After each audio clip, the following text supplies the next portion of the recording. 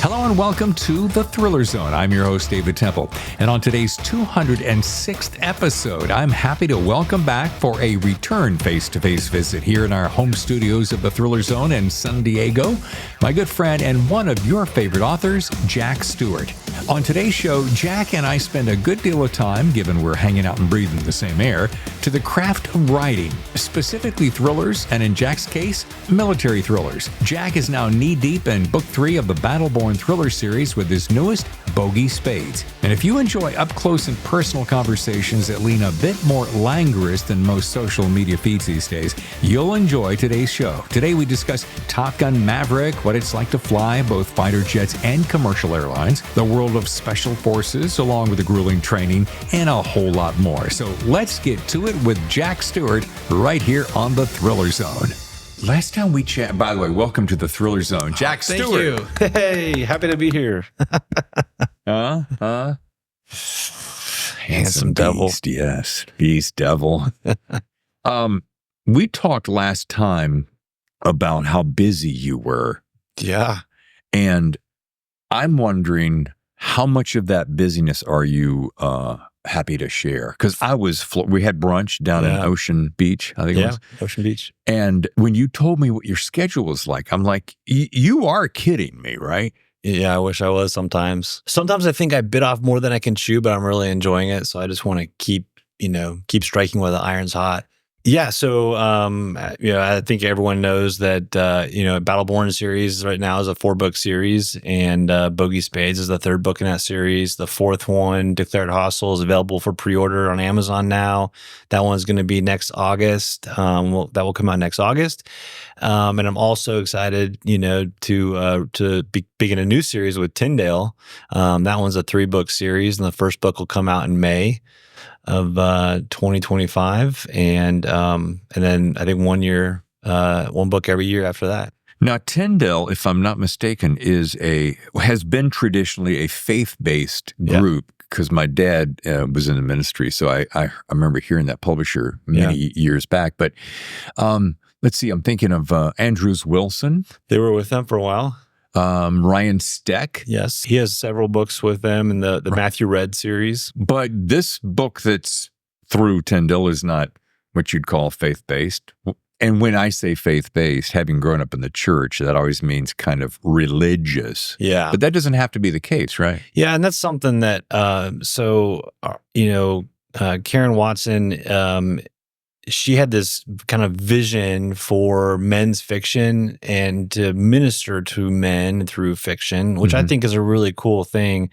And so they weren't looking for specifically books that are beat you over the head, Christian themed, but still something that, number one, doesn't turn off a Christian reader, but number two, maybe inspires and delivers a message of hope, which, I'm co-writing that series with a guy named Chad Robichaux. He's an incredible human being. And, if you haven't looked him up, you need to. He does amazing things, but one of the things that he does is he ministers to a lot of our military on the issues of resilience, spiritual resilience primarily, but we wanted to write this series as a way of kind of reaching out to people who experience some of the same things that we have in our military careers, and at least expose them to the idea of that there is some hope out there. So our character is a guy named Foster Quinn. It kind of mirrors Chad's career a little bit. He was a Force Recon Marine.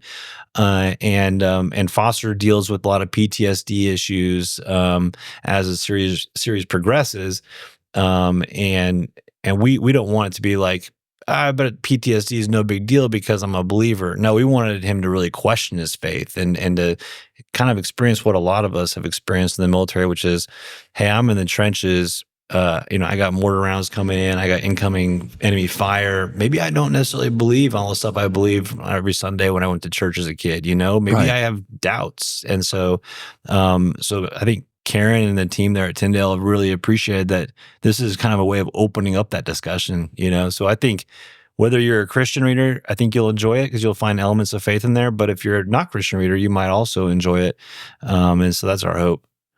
When I was reading, to refer back to Andrews Wilson, when I was reading one of their books, and I knew it was through Tyndale, it wasn't again, like you said, it wasn't over the top and beat you over the head. It was just kind of just an added element of the story. Yeah. And I appreciated that, because when I first heard about this opportunity, I was like, oh, geez, is this going to be a bang you over the head kind of thing? I have a couple of things that I want to geek out on my own personal, just things that I don't think I've ever asked you. And because it's my show and I can do whatever I want, I thought I would take this opportunity. And a couple of them are going to they may seem silly to you, because you'll be like, really? You don't know what that means? But I can declare my ignorance in advance and be okay with it. So you were a Top Gun flyer, pilot. Yeah. Sorry. See, I used the wrong word there. How much of, like, for instance, Maverick? Yeah. How much of the movie that I saw is kind of what you lived in your life? Well, so both movies, the original and then Top Gun Maverick, right. It's all based on the school Top Gun, and neither movie is very accurate when it comes to what Top Gun really is. Oh, really? Yeah, it's not a competition. You're not angling to be the best, fighter pilot in your class or anything. There's no plaque, for the alternates in the ladies' room. There's no trophy. There's none of that stuff. What it is a very regimented training program to take pilots who are already pretty proficient in the airplane and teach them how to be tactics instructors, so that they can go back to the fleet, to the other squadrons, and teach guys how to do those missions. So for Top Gun Maverick, let's say, they're not going to take a bunch of Top Gun graduates from all over the fleet and bring them together for this mission, because theoretically, those guys are out there teaching everyone else in their air wing how to be just as proficient and just as tactical. And so it just wouldn't happen that way. Right. But that being said, I think there is still a natural tendency to want to compete against your peers and be the best. And so I think they kind of reflect that in the movie, and that's pretty good. The bantering that goes on between, fighter pilots, that's pretty common, pretty accurate. The flying scenes themselves were very, very good. I mean, the tactics probably are not accurate, but who cares? It was a fun movie. Right. Yeah.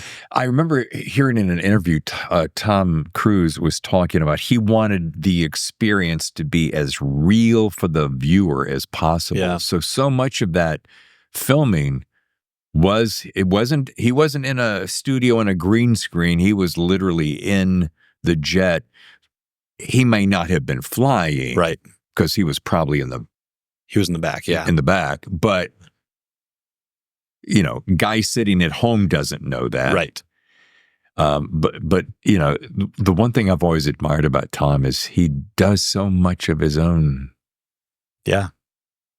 Yeah. And I know that I saw some interviews, and he was saying he wanted every single one of the actors to be experiencing that as well. So they all got to fly in the jets. They got to experience the G-forces. They got to feel what it's like wearing all that gear while, pulling G's. There's another question I've always wondered. You have on a pretty fair amount of gear. Yeah. And gear meaning you've got the flight suit, but then you have different kinds of breathing apparatuses, right? Yeah. But do you have some kind of a thing that puts pressure on your legs so that... Yeah. Explain that to me. Yeah. So it's called a G suit, or technically an anti-G suit. And they look like chaps. So they pull on over your legs. There's, zippers on both sides, and it kind of, there's a cummerbund that kind of goes around your midsection. And it has these air bladders that connect. There's a hose that connects to the aircraft itself. So as you pull G's, the jet forces air into the suit, inflates these bladders to basically to constrict basically your legs and your abdomen, so that it keeps the blood from pooling in your lower extremities. So as you're pulling G's, the G forces are causing the blood to go from your brain down your body and pool in your feet to the bottom. And so if you do that, where you lose blood in your brain, you black out. Right. You can't see, and then you could completely pass out. It's called G-induced loss of consciousness, and that's not a good thing when you're flying a really expensive jet, and really fast, close to the ground.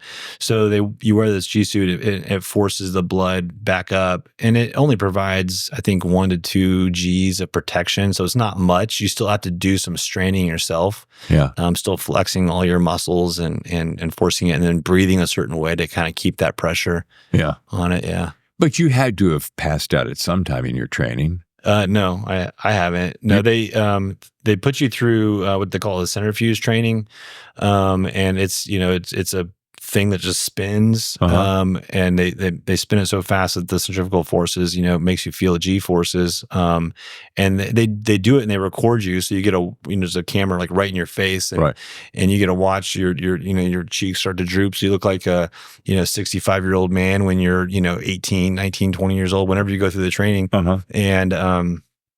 and a lot of people do pass out. And a lot of people, it's very, very common. I didn't, but it was very uncomfortable. I did not enjoy it. Yeah.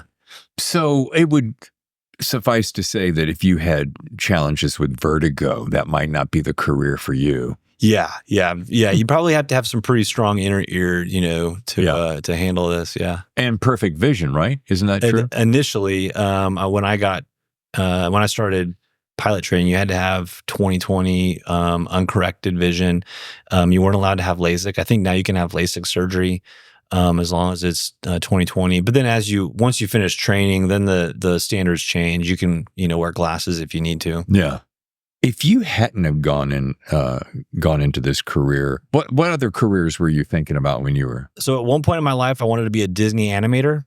I love drawing, and really, I used to draw Disney characters like The Little Mermaid, and I think to this day I can still draw Mickey Mouse pretty well. But that was one of my dreams as a kid. But honestly, when I found the Naval Academy when I was like 8 years old, and I was pretty focused on that. I grew up in an aviation household. My dad was a pilot. My mom's dad flew B-17s in World War II. So aviation was always been in my blood. And, at some point, I was a runner and a swimmer in high school. So I thought maybe I'll be a Navy SEAL. This is right after Desert Storm. And I thought I was really fascinated with special operations. And so, you hear the stories of like Jack Carr, and how he discovered the SEALs. I mean, I discovered them the same way. He just stuck it out. And I just said, nah, that's too hard. I'm not going to do that. And, so I went to the Naval Academy thinking maybe I'd do that. I kind of waffled a little bit on what I was going to do. At some point, I decided I was going to be a Marine. And I was part of the Leatherneck, or the Semper Fi Society, and I did leatherneck training as a midshipman. Went to Quantico for a month, did some stuff with the Marine Corps for summer training, and then I came back from that. Had a great time. It was like Boy Scout camp for adults, you know, and shot a lot of guns and blew stuff up and marched around in the woods and loved it, but decided I didn't want to do that. So I went back to my first love of aviation and decided to just be a pilot. So if I didn't go in the military, I honestly don't know what I would have done. I really don't. Disney animator. Yeah, that's something I never knew about you. I had no idea you had that artistic talent. Yeah, well, I mean, it's debatable whether it's talent or not, but I did used to draw a lot. I don't much anymore. I'm going to have to pull out a pad and see what kind of goods you got. Back to the Navy SEALs. Yeah. That is as tough as everything you ever hear, right? Yeah. I mean, there is no, we're going to let you go on this one. We're going to let you slide. There is none of that. Yeah, I mean, I do think that, after 9/11 and the demand for special operations forces really increased, they started, I think there was a greater need for numbers. And so I don't want to say that the standards were lower. I don't think that's the case because I served with them, downrange, and I do think that they are all very professional. Of course, in any group, you've got some that make it through that probably don't deserve it, but sure. But it's not what it was like in the 90s. In the 90s, I think it was such a small force. It wasn't well publicized, and so I think they could choose to be more exclusive. Mm-hmm. But now that the numbers are up, and so you got a lot more people trying out for it, I know I probably last like a day, maybe. a day and a half tops. Really? I think so. Yeah. Have you ever talked to the other Jack about what it was like? Yeah, I mean, briefly. Yeah. Briefly. I mean, I have the utmost respect for any of those guys, who've done any of that kind of training, whether it be SEAL training, whether it be, the Special Forces, qualification course, Fort Bragg for the Army, Green Berets, whether it be the, Marine Force Recon types, the Marine Raiders. I mean, any of the Special Operations guys, the things that they go through, I think is just, for training alone is challenging, I should know this because I watch enough television and films. A little bit of a joke there. But what is the very tip top of that fraternity? So the Joint Special Operations Command is the command that has all the Tier 1 Special Operations units. So like the 75th Ranger Regiment, Army's Delta Force, SEAL Team 6, those are all... They're the 24th STS, which is the Special Tactics Squadron for the Air Force that provides the combat controllers and JTACs, the guys that call in airstrikes for those units. I mean, so JSOC is the Tier 1. Got it. That's the very tip top. And the thing about those units is that they will do cross training. They will do cross assignments. So like, let's say a Navy SEAL can go to Delta Force, and deploy with them. And vice versa. That's the top, and then from on down, then we like to say that that's like the dark side of special operations. It's the top secret. Right. It was supposed to be hush hush until former presidents came out and said that SEAL Team 6 got Bin Laden, and then it was not so top secret anymore. But and then you've got just the. I don't want to say just the SEAL teams or just the Green Beret ODAs or whatever, because those guys are all tough too. Yeah.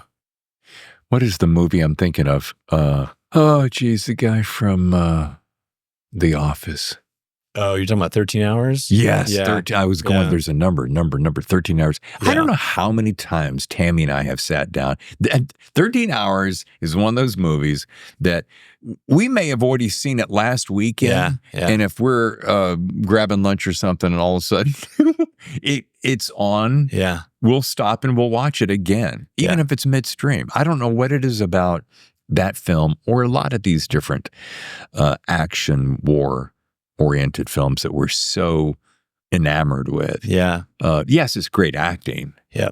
And it is a piece of history that we're all familiar with, but it's just pure entertainment. I want to get to Bogey Spades, which, by the way, love the cover.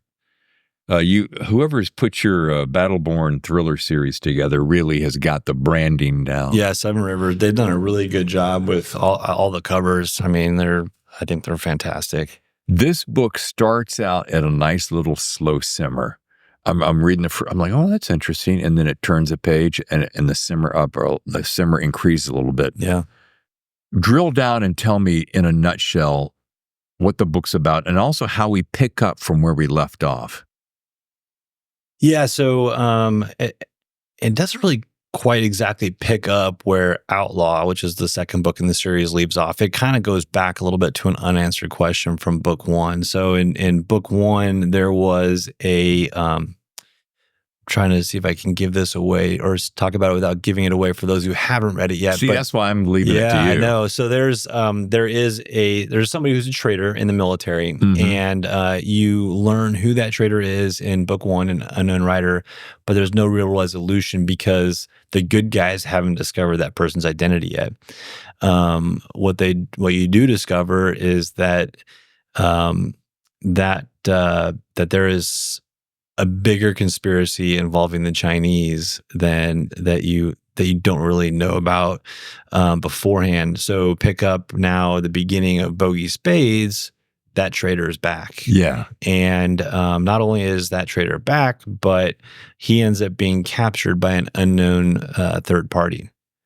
So what's going on here? Who's the real enemy? And then It forces, like I like to say, is the enemy of my enemy my friend? And that's kind of the situation that Emmy King, who's the NCIS counterintelligence agent in this book, what she is forced to ask, because the person that she's been searching for, the person she's been hunting all along, comes to her and says, "I need your help." And so there ends up being a lot of questions about, okay, now who really is the bad guy? And for the people who know about tactical aviation, the titles of my books have meaning behind it. So Bogey Spades is if I'm running an intercept on another aircraft and I don't know whether they are friend or foe, they're referred to as a bogey. A bogey is an unknown, but spades means that they are not squawking a friendly code. So when you take off in any airplane, you'll have a transponder, and that code allows air traffic control to know who it is. We have something called Mode 4 in our aircraft that when we're flying overseas, another friendly aircraft or like an AWACS or somebody can interrogate you and say, okay, that's definitely a friendly because it's got this friendly code. So Bogey Spades means we don't know if they're good guy or bad guy, but we know for a fact they're not squawking a friendly code. So what that means in terms of this book and the theme is we don't really know who the good guy or bad guy is. Oh, I love that. I didn't get that parallel. Yeah. Because you always hear in movies, etc., oh, we've got a bogey on your... Yeah. Well, you wouldn't say on your right side. Your phrase would be... Yeah, we would say like 3 o'clock. If it's 3 o'clock, right. there you go. It would be You got me the book very first thing. I'm like, oh, I wonder who Bogey Spades is. Yeah. And I thought it was like rattle off some of the names of the characters in Top Gun. Yeah. And I thought, Maverick, Iceman, all that. Yeah. I thought it was, there's a guy named Bogey Spades. Yeah. So yeah. I want to drill down on your process because we had brunch a couple weeks ago. Uh-huh. And I'm going to refer to this constantly because first, I'm a huge admirer of yours and you're such a good dude. Tammy and I were talking last night. She goes, when Jack gets in, I'm like, such and such. And she goes, he's such a nice guy. I'm like, he's such a good dude. Like, just solid dude. Yeah. Thanks, man. Yeah. But I want to drill down on technique because that's what I was so impressed with because us writers, we go, oh, I've got a book I've got to create. Yeah. Okay, one off. Oh, I might have a series, going to be 2 or 3. Oh, I might go do a collaboration with someone. Now you're in an entirely different world. Hey, I may go write for a franchise system. That would be another one. And I just wonder, kind of how you keep it all straight. And that may sound elementary, but what I'm trying to get at is, having written a couple of different series, once you immerse yourself in a series, the people, the world, how their banter, their technique, their secrets. Then you move into another one and you go, you don't want to cross-pollinate them because you don't want to duplicate because that's lazy and... Yeah. So kind of how do you keep those worlds? That's a really good question. Like one thing that I do, I only write one book at a time. Mm-hmm. So for instance, when I was writing Bogey Spades, I was focused on writing Bogey Spades. I wasn't focused on, one of my Tyndale books or another project. And then if I have another book that's in the editorial process and I get notes back from the editor, then I will take, for instance, Bogey Spades, set it aside, and then I will kind of take some time to immerse myself back into that world for the other series, do what needs to be done on it for the editing process, send it back to the editor, and then go back and pick up Bogey Spades and take some time to get re-immersed back in that world and then continue. I'm sure there is still some cross-pollination. There's a project I'm working on now that I can't talk about yet, but there's a few times where I was like, wait, did I say Colt in that one? And I got to do a little word search to make sure I didn't accidentally type Colt, and they're different characters. So it's, I wouldn't think that I would, but you do have that kind of doubt sometimes. But as far as, each like for instance, this series, the Battleborn series versus the Silent Horizon series that I have with Tyndale and Chad, I see them as different movies, you know? Right. And so in my head, I'm watching a movie. Ooh. So I press pause when I need to step aside, and then I just go back and press play. And maybe if I've forgotten a little bit, I'll rewind, 2 or 3 minutes and press play again. So I get a chance to see it in my head. What do you love to watch in your downtime? Like, let's use this. So maybe the wife and the kids are off shopping or whatever, and it's just you and hanging out at home on a weekend. What do you find yourself reaching the remote for? Oh, man, that's a really good question. It depends on how much time I have. Like if it's like, just lunchtime, and I just gonna watch something while I'm eating lunch, I'll turn on the news. That's literally the only time I watch the news. As soon as I'm done eating, I turn it off. I don't want to listen to any more negativity, and I just go back into my world, But if I want to shut down my brain and not think about my projects that I'm working on, that's what I'm getting at. Yeah, I will. I typically will watch a series. I enjoy watching, like, for instance, Vikings. I enjoy watching Rings of Power on Amazon. Some fantasy, some historical stuff. I think the Bosch series, and the Lincoln Lawyer series, those Michael Connelly ones are fantastic. I'll watch those.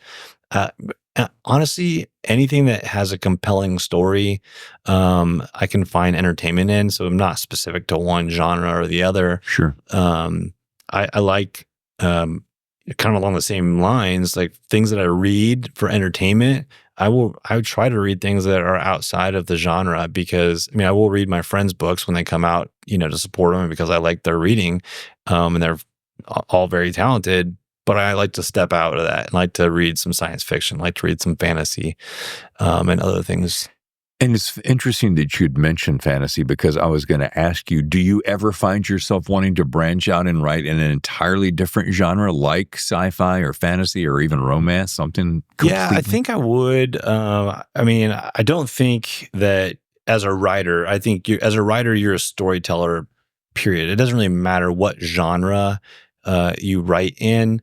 I think maybe back in the 80s, even earlier, it was probably very important for writers to kind of be known as, okay, Tom Clancy is this guy, Right. Stephen King is this guy.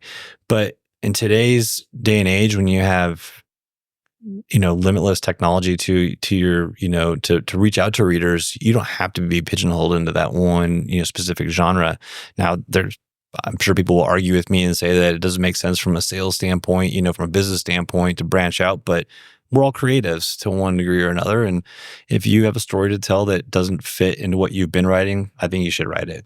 And I do have some ideas in the back of my head. I love hearing that, because we have had this conversation before, and I've had this conversation with a number of people, especially when it comes to that phrase of write what you know. Mm-hmm. And sometimes I'm like, if you're a solid storyteller, and Lee Goldberg and I were talking about this on a show a couple of weeks ago, and we were talking about how I was having this conversation with a Hollywood producer, and he was inferring the fact, well, you should write what you know.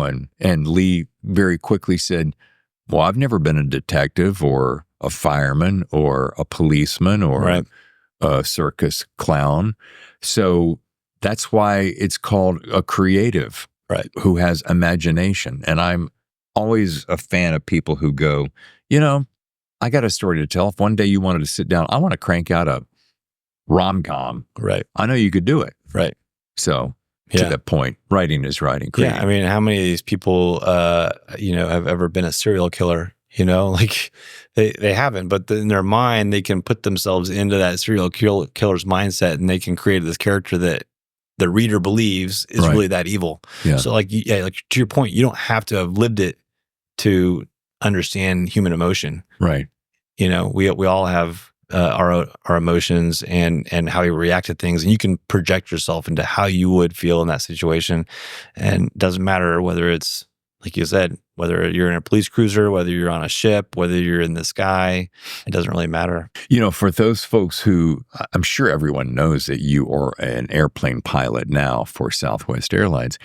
Do you ever find yourself using your day-to-day knowledge and expertise in your writing? I think the greatest part about my job, and I think the way I use it for research, number one, obviously the locations. If I'm writing a book that takes place in San Diego, Yeah. I can come to San Diego. Yeah. The project I'm working on, there's a part that takes place in San Antonio. So I hopped on a plane and flew down to San Antonio and spent the day there just, looking up what I needed to look up.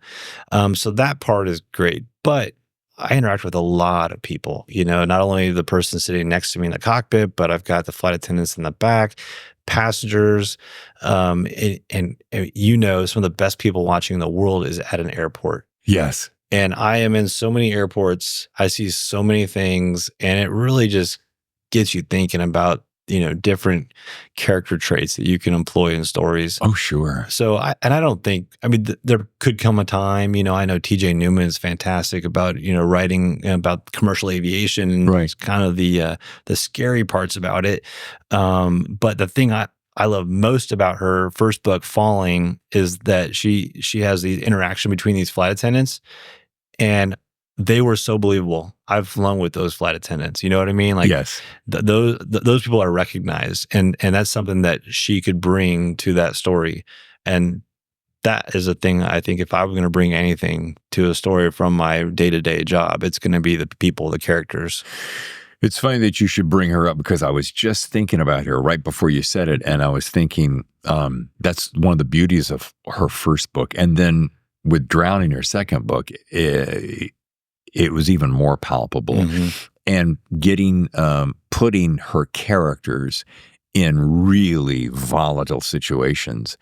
Our only access to flight attendants is getting served by them, generally speaking, and they do a fantastic job. One thing I did not know, and somebody's gonna think I'm an ignoramus, but I did not know that they were trained to the degree that they're trained. I'm embarrassed to admit that I always thought they were basically a waitress in the sky. And that sounds so demeaning, and I don't mean it that way. Yeah. But having read her work and then talked to her now 3 times, she goes, "Oh no, we're trained to a serious degree." Yeah. And that's one thing. And again, you wouldn't know that, right? I mean, your day to day, if you are going to be flying on an airplane and they come by and they ask you, what your drink order is, you give it to them. That's your interaction with them. That's what you expect. Right.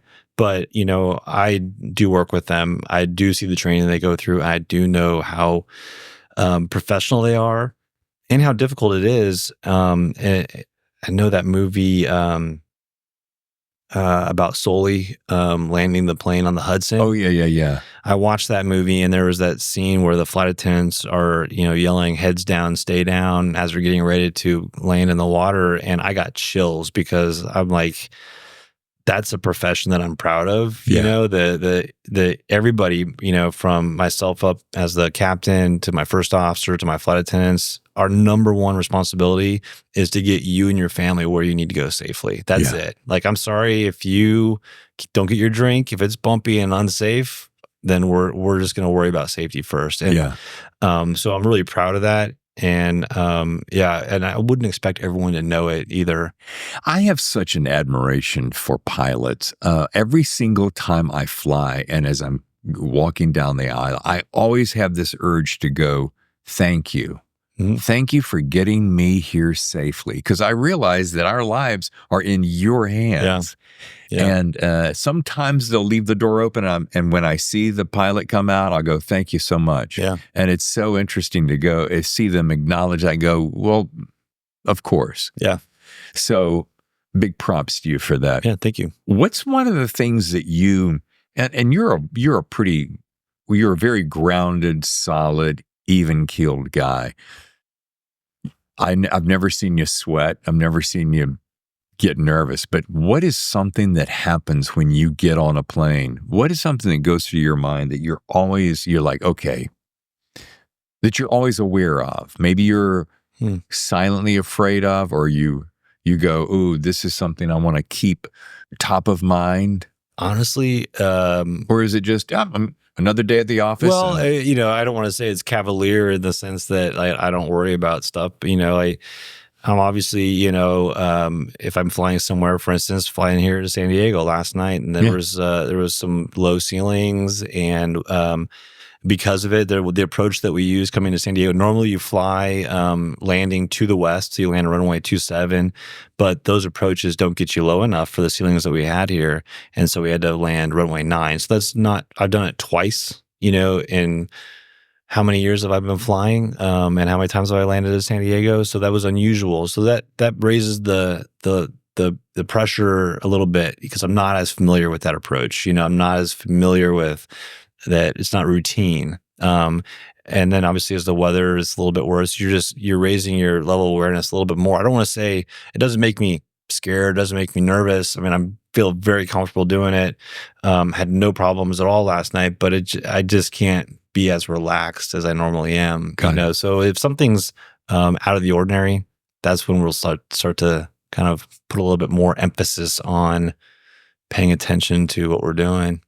All right, for those who don't know, ceiling is cloud cover. So if the ceiling is low, the clouds are low, it makes it harder to land, because you don't get visibility until much later in the flight. Right. Yeah. So for instance, the approaches coming from the east, so landing to the west, I think the minimum altitude that you can fly those approaches to is about 700 feet. And the cloud cover here in San Diego the last couple of days is varied, between 300 to 500 feet. So that means if we were to fly one of those approaches, we would still be in the clouds. We were trying, and we couldn't go any lower. So we'd have to do a missed approach, go around. But if we landed from the other direction, from the west, those approaches can get you down to 200 feet. And so you get below the clouds, and then you can see the runway, and it's right there, and it's beautiful, and you land. One of the things that, as I continue to geek out over my home city here of San Diego, that they love is when you're coming in on San Diego, you're right, what feels like you're on the top of all these buildings. Yeah. And you can sit downtown at any given moment, look up, and you can see in the windows. You guys are landing so close. Yeah, it's really cool. Not a lot of cities do that. Yeah, no, there's very few. I know there's probably my favorite approaches to fly are here in San Diego for that reason, because you do fly right by downtown, which is pretty cool. I like flying into Reagan National in Washington, D.C., especially coming from the north, because you follow the Potomac River, and you right down your left side, you can look out and you can see the National Mall, you can see the White House, you can see the Capitol building, you can see everything. Wow. And we have to stay over the water of the river or to the west, because if you go on the other side, you enter prohibited airspace, and there's lights that'll warn you, like, don't go this way because we could shoot you down, kind of thing. Yeah. So that's a really fun approach to fly. And then also going into LaGuardia in New York. Oh yeah. Because a lot of times they'll take us right up the Hudson, and you'll just fly right by Manhattan. It's a really cool view. What is something that happens on a daily basis, or happens when you're flying? I've always wondered this. What is something that the general audience doesn't know? 99% of us will never get to go into a cockpit. Yeah. And I find that, first of all, part of this geeking out is I love to fly. Yeah. I've always loved to fly. I like anything to do with elevation. I started on my private pilots, haven't gotten through it. Yeah. It's very expensive hobby, very expensive. I'm always fascinated about what goes inside that room. Mm-hmm. Not only is it a world that, again, 99% of us, 99.9 will never see. Yeah. I think of all the buttons and knowing what all, I mean. Yeah. I think the biggest misconception people have is with turbulence. Mm-hmm. If you're a passenger, I think your assumption is that the pilots know when turbulence is going to happen. They know how to avoid it. And that's just simply not true. Like, how would you know it? Yeah. It would be, there's certain clouds that if I fly into, I'm like, I'm pretty sure it's going to be bumpy. But then sometimes they're not. Right. So we just use our experience to judge. But people don't really understand what turbulence is. They worry a lot about it. Like, they worry if it's really bumpy that's somehow unsafe. And that's so not true, that I wish I could get more of the word out to people, like, hey, it's going to be bumpy, but it's totally, none of us are worried. Like, we're up front just kind of bouncing around, and not even thinking about it. But the fact of the matter is, I try to explain it like this. If you were to jump into a river, there's parts of the river that are fast flowing. There's parts that are slow. There's parts that, it maybe turns right, turns left. You can't necessarily see it. Sometimes you can, but sometimes you can't. And that's what's happening in the air. There's currents, they're moving left, right, up, down. And unless there's cloud formations that are being affected by it, you would never know. We call it clear air turbulence. And so we do our best to guess based on, meteorological conditions. But we have a new application that we use at Southwest now. You can put in your route of flight, and then it uses other airplanes who are also connected to the same server that to sort of report like Waze does turbulence. Oh, yeah. So if their iPad, measures a certain jostle, it would say, "Oh, this is light turbulence," and they'll put a little color, a yellow color on the screen. Oh, if it's harder, it's maybe a moderate turbulence. So they'll put an orange color on there, and so everyone else that's flying can see that. And so that's what we're using now to try to predict it. But even sometimes I'll fly through it, and I'm like, that there was nothing there, right. So we do our best to find the better rides, to talk to each other and find out, hey, how's this altitude? Oh, that one's reported smooth. Okay, we want to go there.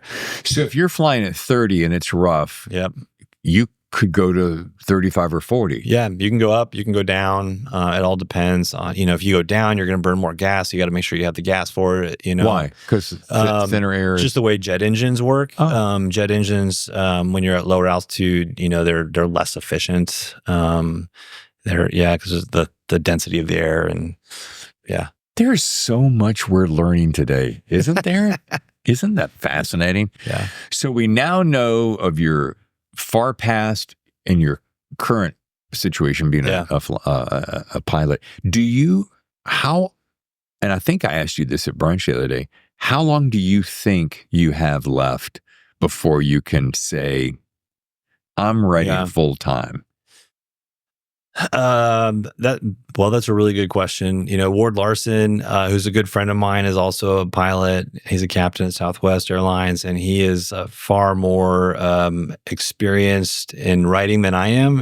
He has so many books published right now, and he's still doing the job. And I mentioned it to him one time, and I was like, Ward, I think I want to do this for 5 more years and then retire. And, if I'm successful enough, that's going to work. And he's like, you're not going to want to retire. I'm like, I'm not. And he showed me his schedule, and at his seniority, he gets the 2-day trip to Aruba and then, gives away the rest of his trips. So I'm like, okay, you're right. I can do that. My seniority is pretty low where I am in Dallas. And that means that I get, weekends, 3-day trips, reserve. I probably work every holiday for the foreseeable future. So it's a little bit hard for me to see that way. The good news is, for a writer, being a pilot is probably the best profession in the world. I'll have overnights in hotels. Like this morning before I came here, I sat out on my balcony at the marina and looked out over the water. I can do some writing there. I can have a cup of coffee. I don't have kids bothering me, at home. And so it is a really good job. So right now I'm able to juggle both. I don't know how long I'll want to do it, but I'm sorry if somebody's going to offer me $1 million a year to write a book. I'll probably think about retiring. You're on your way. Yeah, I hope. Do your kids, which do your kids think is cooler? Dad is a pilot or dad is a world-recognized author? Yeah, definitely. They probably think pilot. Yeah. Yeah, they honestly don't care that I write books. I mean, they probably think it's cool, but they're like, whatever. Have they read your work? No. In fact, my oldest son, said, "Dad, I'm gonna read your book." I'm like, "Well, I really appreciate that. Thank you." And so 2 days later, I'm like, "How's it going?" He's like, "Well, I put it aside." I'm like, "You didn't read it?" He's like, "No, I'm decided to read the Bible instead." And I thought, I can't really be upset at that. Yeah, I can't compete with that. Number one, that's probably a much more wholesome book to read than mine. But also, it's the number one best-selling book in the history of the world. Right. Yeah, so I'm hoping that he picks it up after he finishes the Bible. Yeah. And this makes me think of, this is a question I had back in the day, and I think I'm going to start bringing it back. I like to know what are on my author's nightstands, and I use that metaphorically. TBR stand, to be read. Nightstands, your office stand, wherever. What's a book or two that you have set aside for yourself that is not something you're working on, is not one of your pals' books that maybe you're reading to blurb, but just something you're like, oh, I want to carve out some time for me and just sit down and get lost in this book. Right now I'm reading a fantasy novel. The author is a well-known thriller author who has this relatively successful series in fantasy. Who is it? Trying to remember. I can't think of the name. Man or woman? Man. Anyway, you're reading. So I'm reading. And it's fantasy. Yeah, James Rollins. It's called The Starless Crown, I think, and it's a fantasy. And he actually dedicated it to Terry Brooks, which is one of the reasons why I picked it up, because Terry Brooks was one of the authors that I read when I was a kid. He's from the Pacific Northwest, and he wrote a series called Magic Kingdom for Sales Sold, or that was the first book in the Magic Kingdom series. But it was about a guy, I think he was an attorney in Seattle or something, and he's walking through the woods, or it's like a catalog, and there's a Magic Kingdom for sale. It's like this really exclusive catalog. It's like, yeah, whatever, but I'll buy it. So he buys this Magic Kingdom, is walking through the woods, and ends up in this fantasy, this fantastical world. And so growing up in the Seattle area, that was always, really, wow, that's awesome. I love it. There's unicorns and there's dragons and there's knights and all this stuff. Yeah. And so I think I saw that he had, his blurb was on the cover of this book, and I was like, wow, this is different, So I picked it up. Speaking of Seattle, I'm reading Bob Dugoni's Beyond Reasonable Doubt. He'll be on the show, and Bob is a hell of a writer. Yeah, he really is. Yeah.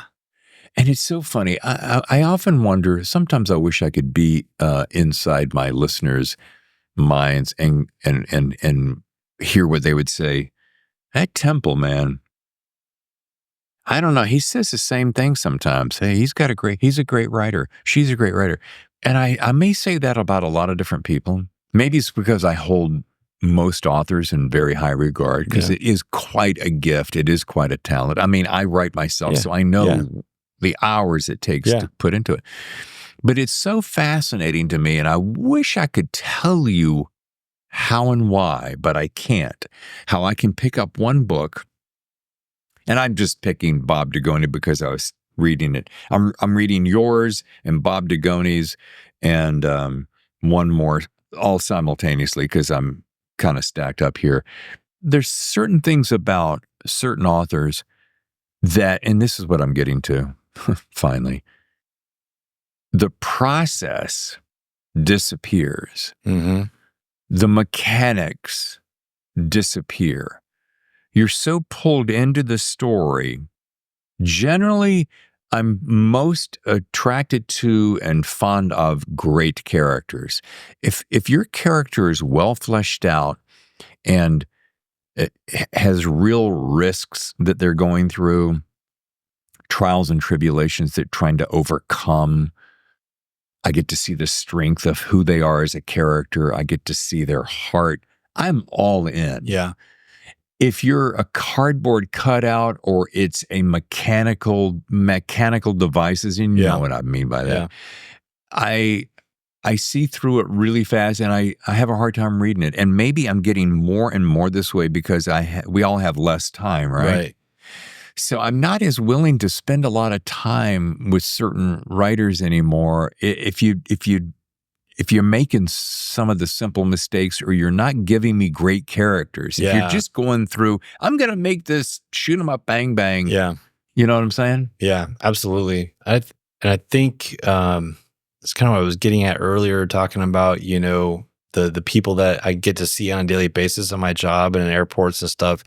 You realize how many different people there are in the world, and how many characters there are in the world. And that's, I completely agree with you. When I'm reading a book, if it's the same Jason Bourne type character, if it's the same, this guy that doesn't have any faults, this guy that or has the same fault, it's so cookie cutter, it's so repetitive. And I always try to in my head, I have this thing where I call it the mini skirt on the moped. And the reason for that is because I used to live in New Orleans, and I used to drive to work through the French Quarter every day. And one day I was driving through the French Quarter, and I saw this woman who was, I mean, she looked like a professional. She wore, this really elegant, pencil skirt, and she wore she was a professional. Yeah. Riding a moped. And you would not expect to see this woman riding a moped through the French Quarter in New Orleans. And I thought it was so contrasting. I was like, that has to be a character. Yes. And there has to be a reason.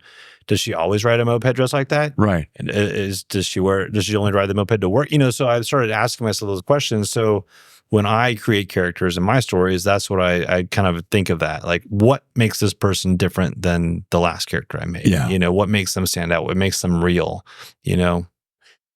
It's so funny, and you referenced this earlier. One of my favorite places to hang out, oddly enough, is an airport, because to me, kind of what you referred to a minute ago, Jack, you're basically looking at a world of characters, and all you have to do is see this person and take a piece of it and cross-reference it with this person. Yeah. And, I used to say that if I ever had a brain fart or a frozen moment or a writer's block, I'd go to a coffee shop, grab a cup of coffee, absolutely. ingest some caffeine, and then just sit and listen to conversations and watch people. Maybe not even take my laptop in. And it would do this great little reset. I'm like, ooh, that guy had a really curious way about him. And I overheard some of that conversation. And then I'll take it and I'll weave it into a book. You ever do that? Absolutely. I used to write a lot in my hotel rooms on overnights, and then I was talking to Mark Graney, and he said that he can't do it. He can't write in his hotel rooms. He has to go to a coffee shop. He has to go to the lobby, and so that's what I do now. And there is truth to that, because even if you're not engaged in conversations, you feel the energy, so you aren't going to just sit there and be like, I need a nap and, go climb into bed. So you feel the energy, but also you are seeing different characters. You are seeing interactions. You're getting fed all this information, all this stimulus that can pour into your writing. So that's what I do now. Here's one of my favorite places to write, and I bet you don't do it because you're too busy, is flying. Yeah. I mean, because I fly to the East Coast a lot, see family, 5 hours, between 5 and 6 hours. I'm like, how much writing I can get done, because you're not going anywhere. You're not doing anything. Absolutely. I've seen all the movies already. I've read, I don't need to read a book because I read for a living. Right. Right. And I do write on airplanes, not while I'm flying them, but a lot of times, no, I don't. While I'm flying, I'm definitely engaged in my job, but my brain is always thinking for sure. But we have these things called deadheads where they need to reposition us to another city to catch a flight, and so we'll be in the back. And I always break out my laptop, and I always work on putting down those words that I've been thinking about all day.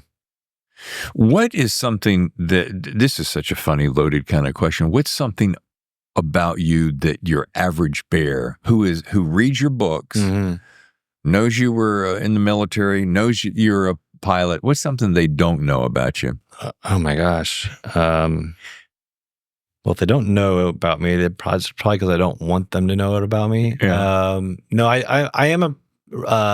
I'm a pretty private person in terms of my family. I have a wife and I have 3 kids. And I definitely try to keep them out of the spotlight. But things that they don't know about me. I'm just going to brag on my kids for a little bit. There you go. So my oldest son is a freshman at Texas A&M University, and on his own, he wanted to go into sports, professional sports management, and so on his own, he got a job with the Texas A&M football team. And so he's doing that and pursuing a degree in statistics and probably a minor in sports management so that he can, one day work for an NFL team in the front office. So I'm really proud of him, and kind of he's taking the bull by the horns and doing that. My my other son is a junior in high school. He plays water polo like his older brother did, but he that's his passion, and he is looking to play in college, and we have some interest from schools, including my alma mater of Navy, and that's his first choice. So hopefully, that pans out, and he can go to the Naval Academy like his old man, and play water polo there, and then maybe even be a pilot. That'd be pretty cool. That's a legit sport, dude. You have it's a got tough to sport. be in shape. Yeah, my wife and I travel a lot to obviously all the high school games, but there's tournaments in California, that we go to every summer, and it's one of my favorite pastimes is to go to the water polo games.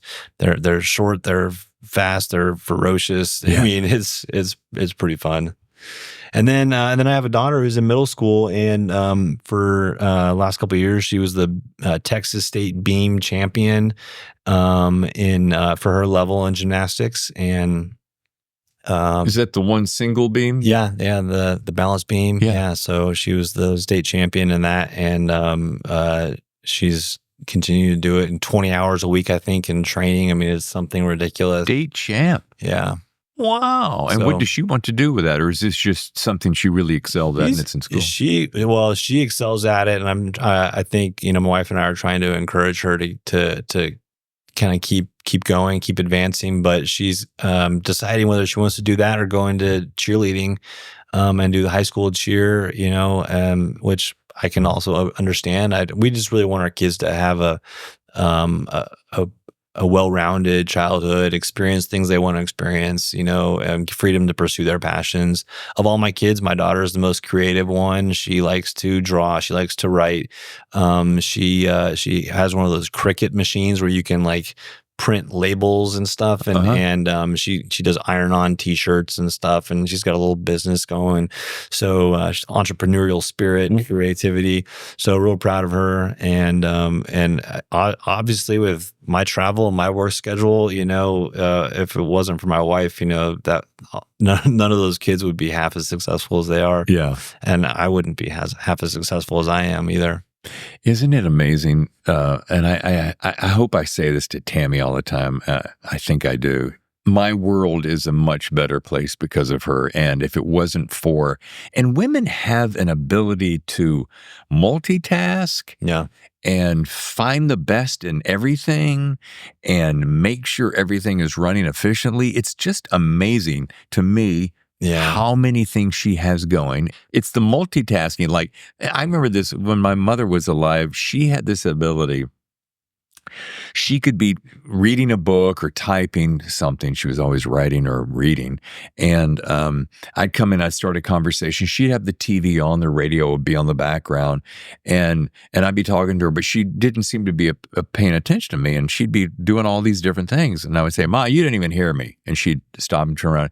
She would spit it out word for word. And I would go, Ma, how do you do that? You were typing, reading a book, TV's on. She goes, that's what a mother does. Yeah. They definitely have some skills that I think generally men do not have. This happens between Tammy and I all the time. She'll come in and I'll be just like you. I'll be working on something or I'll be editing the show. Yeah. And she'll come in and start talking to me. And, okay, yeah. Oh, that's great. Yeah, you go ahead and do that. And I'll keep working. She'll come in a few minutes later. She goes, are you going to do that thing that I asked you? I'm like, what are you talking about? Yeah. Well, I came in here a second ago. I'm like, oh, no, I didn't hear you. Yeah. She goes, but you sat there and I'm like, yeah, but I wasn't there.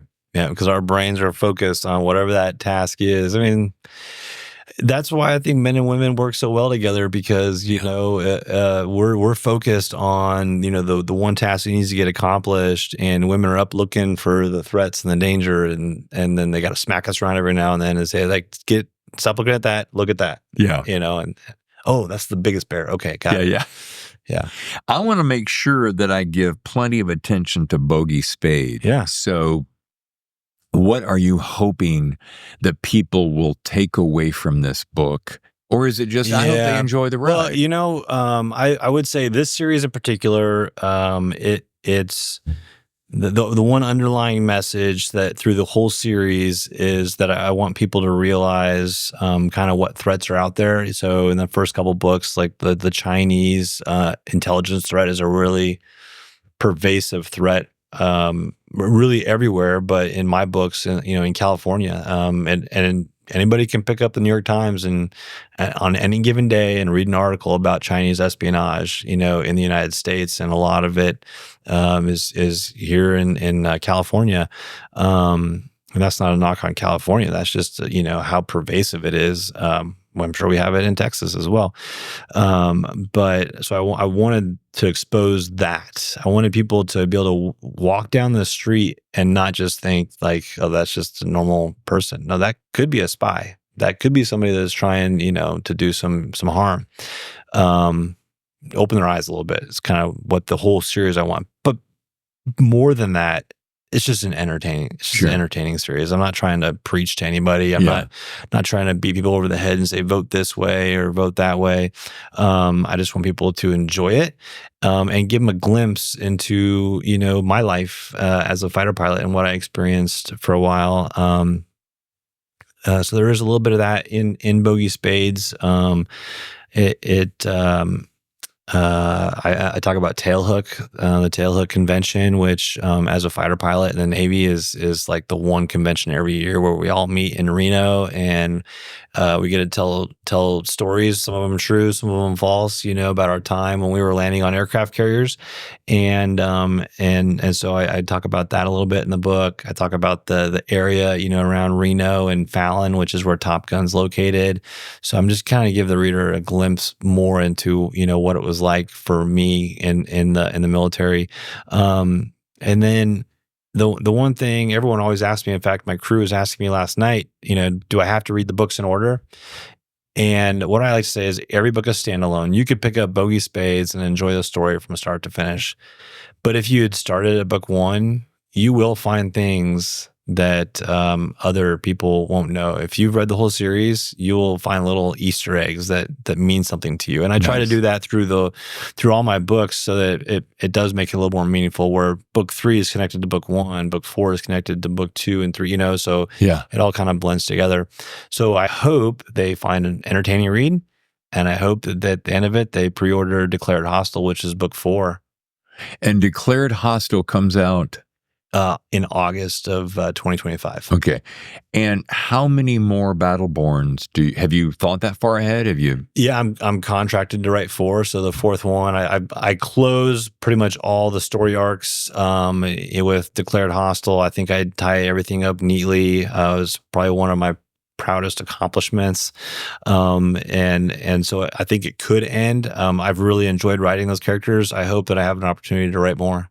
Have you heard the conversations that we've had? I had this with Brian Freeman as to the success and or failure of series and the specific number in the series. It seems that, and I may be wrong, if I am, go ahead and lambaste me on comments, but it seems that part of Amazon's algorithm, I'm going to use that as a general catch-all, likes 3-book series. I do agree with you. There's a few reasons for it. So let's say I were to have discovered Mark Graney today. Okay. And I pick up his latest Gray Man novel, and I go, oh, wow, this is number what in a series? And it's kind of daunting to have to go all the way back to the beginning and read all of them. And again, he's the same way, right? You could read that one book by itself and enjoy it. Absolutely. But if you have the whole catalog behind you, it's more enjoyable. You pick up more. You know more. Yeah, it's richer. But I could see how that could be daunting. So as a new reader, and so I do find that like Thomas or Mercer, an Amazon publishing company, they will do like 3-book series, and then they ask their writers to move on to another one and another one and another one. And that's, I think, is a pretty good business model from the standpoint of, hey, you can get somebody on, let's say, your 3rd series, they discover you. Well, they can read that 3-book series. Oh, what else does he have? He has these other 3-book series. I can read this 3-book series. It's not as daunting. It might still be the same number of books, but I think that's the word in it. Yeah. Yeah, daunting. I think it seems daunting, and talking to a few of my friends who are with that publisher, and they find that every new series they see an increase. There's some buzz around a new series, and so they see an increase in sales.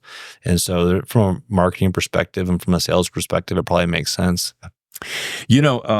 Every once in a while on this show, I have my guests rapid fire question me or drill down on questions they've always wondered about the show. Mm-hmm. I'm not looking for any attention, but because we've become such good friends and you catch a lot of this show, I know you're a fan. Is there anything that you have ever, while you're driving or working out or running or whatever, that you listening to the show and you go, man, one of these days I'm going to ask Dave this? Yeah, I want to know when you have time to write. I mean, I know how much production goes into these interviews and how much emphasis goes into the show, but I know you're a writer first, and I know that you have projects. When do you have time with all that's going on to take care of David Temple? And thank you for asking. As you know, this cancer has...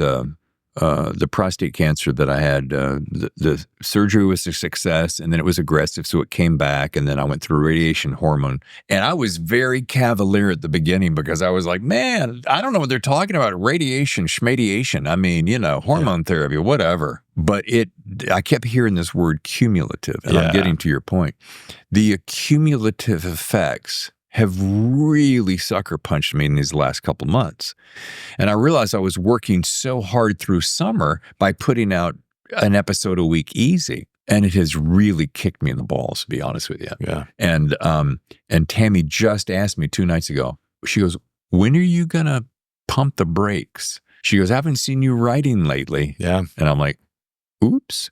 And she goes, I used to see you disappear. When we met and I moved to New York City and we lived in Midtown, I'd get up every day at 6 o'clock. Yeah. We'd say goodbye to each other at 7 o'clock. She'd go to Dwell magazine and I would go down and pick a different coffee shop to write. And for an entire year, that's all I did. And I realized how much I love that. Yeah. So to your point, it is hard. And I think part of what's going to happen here, like happening now, is I'm backing off some more. I can't keep this level up right now. Yeah. For energy wise. Plus, I really miss writing. And I've got this nonfiction book on prostate cancer journey. And then I've got this thriller that I have been noodling on in the back of my head. That's a long way of saying I have to either I've been getting up around 4 we got a new puppy. So somewhere between 4 and 6, I'll try to bang out some writing before I get prepared for the day because most of my interviews happen this 10, 11 o'clock.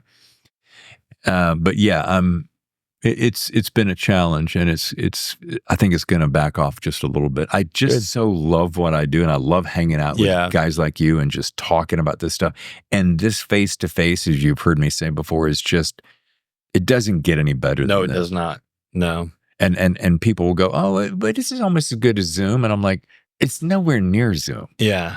Yeah. But, the reason I love coming here and having this face-to-face is because I do consider you a friend. And just like, a couple weeks ago when I was in town and we had brunch, I mean, that's the important part. We can keep talking this stuff, whether we have a camera on us or not, you know, and it'd be really cool to one day sit down and tell me about your book. Tell me about the one that's coming out. Yeah. Well, and, I realized Tammy asked me this too. She goes, do your listeners know of any of your books? I'm like, I don't know. I'm like, where I have really dropped the ball. And Ryan Steck and I were talking about this the other day because he said, we were both commiserating about the fact that we drive this machine so much that people don't even know that we write. Right. And I said, I need to get back to that and talk about my books. Wait a minute. We're getting interrupted by my beautiful wife, speaking of which. Hi. She's coming in for the hug. How you doing? Good. How are you? Yeah, I'm doing great. So good to see you. Good to see you. You guys having fun? Yeah. Yeah. We're having a great time. Yeah, we're writing them. No hard time about not writing enough. Yeah. Yes, I am aligned with you on that. Yeah. It's so nice to see you come down. We were just talking about you. I just had to see you. I didn't want to miss you. Good to see you. And I hope everything's going great. Everything's going well. David's keeping me in the loop Yeah. on you. Hi, darling. Hi, I love you. I love you. All right, you guys have fun. Thank you. Good seeing you. So glad you came by. There walks my voice of reason because We all need them. she has said to me a number of times, she goes, that is when we very first met, and this is a perfect point for this. I had just moved to Manhattan, and she said, let me ask you something, honey. If you could take just this next year and do anything in the world, Yeah. I'm like, write a book. Yeah. And that's when I sat down and wrote a book. That's the first time I'd committed an entire year Yeah. to do nothing but. And when you have that freedom, Yeah. I think that there are a lot of people, I talk to a lot of people in my profession, and there's a lot of people who, I was wanting to write a book one day, or, Yeah. and that was me, right? At one point, that was me saying, one day I'll write a book. yeah, One day I'll write a book. And it really just takes a commitment to say, today's that day. yeah, And the other thing that we were talking about, stuff that's daunting, for me, writing a book was daunting. Yeah. It was, how am I going to finish this book? And to some degree, every book I write, when I first start on word 1, page 1, it's like, here we go. I hope I can reach the end, you know? And then, of course, you get into the story and it starts to flow naturally. And the minute you finish one book, you realize it's really not that daunting. It's really, there's a process. But the one thing I want to say to people that have always wanted to write a book is take the time to do it, but don't be your own worst enemy. Don't stand in your own way. I think so many people, it has to be perfect, and they keep going back and they keep revising and they keep editing it, and it can always be improved. Every single book can always be improved. You have to at some point say, this is it. I'm done. I'm going to put it out there and see if people like it. And you learn from it, then move on to something else. But you see a lot of people that will have that one good idea, that one good book that they'll work on, and they'll keep tweaking it over and over and over again and not having any success with it. And those are the ones that ultimately don't become successful authors. that analysis paralysis. I have had so many friends. Oh my gosh. They would write a book, then they would rewrite it, and then they'd like give it to friends, and the friends would give notes, and they would rewrite it again. Yeah. And I have this one friend who I will not mention. He has rewritten this book so many times. I'm like, dude, just let it go. Right. There's plenty more ideas out there. Right. And if you only have one idea, maybe a profession of being a writer is not for you, and that's okay. And maybe just be okay with the fact that you've accomplished something that not many people have. You've finished a book. Right. Well, it's funny. I always close every show with your best writing advice, and I think that's what you just gave me. There it is. There it is. JackStewartBooks.com if you want to learn more. And of course, Bogey Spades is the latest Battleborn thriller. And as always, It's a pleasure, my friend. pleasure is mine. The